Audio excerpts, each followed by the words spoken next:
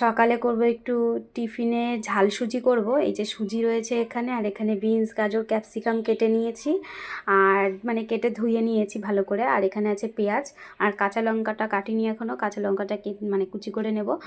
আর যেটা সব থেকে দরকারি জিনিস লাগবে সেটা হচ্ছে কারি পাতা। চলুন গাছ থেকে একটু কারি পাতা পেরে নিয়ে আসি।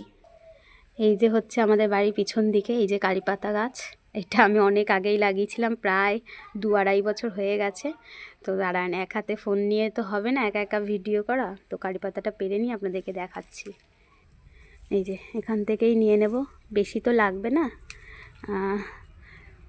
3-4টে ডাল হলেই হয়ে যাবে, 3-4টে লাগবেও না। এক হাতে ফোন নিয়ে এক হাতে করাটা খুব অসুবিধা হয়ে গেছে। এই যে নিয়ে নিয়েছি কারি পাতাটা, এবার ভালো করে ধুয়ে পরিষ্কার করে নেব। তো আগে শুকনো কড়াইতে সুজিটাকে ভালো করে একটু ভেজে নেব। আর এদিকে কিন্তু আমি কারি পাতাটা ভালো করে এই যে ধুয়ে নিয়েছি। এবারে কিন্তু এটা ভালো করে আমি মুছে নেব। তো এখন এখানে শুকনো কড়াইতে আগে সুজিটাকে ভালো করে ভেজে নেব, মানে একটু হালকা করে ভেজে নেব।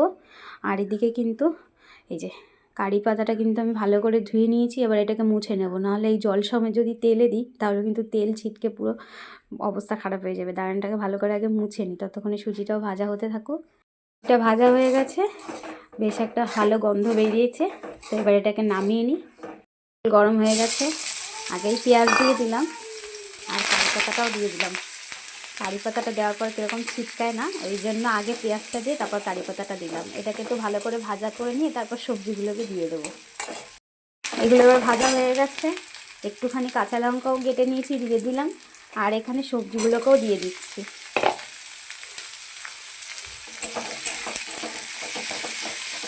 এবারে কিন্তু এর মধ্যে একটু লবণ হলুদ দিয়ে দেবো।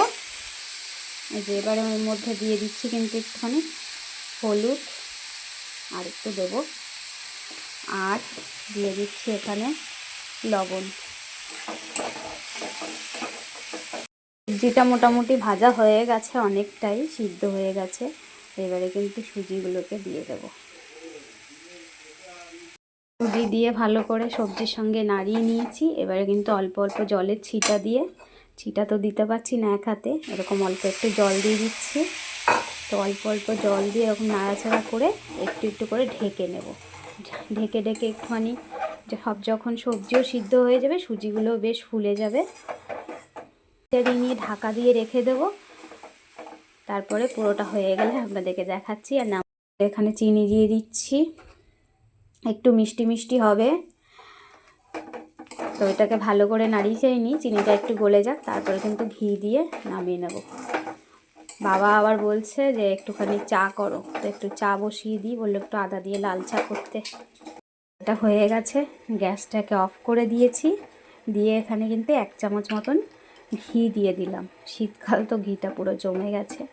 তো এটাকে দিয়ে ভালো করে মিশিয়ে নেব।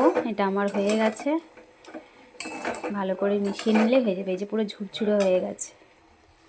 তো এই যে এটা তো হয়ে গেছে, এখানে ঢাকা দিয়ে রেখে দিয়েছি। বাবা বললো এখন খাবো না, এখন একটু আদা দিয়ে লাল চা খাবে, সেই জন্য এখানে বাবার জন্য 1 কাপ চা বসিয়েছি।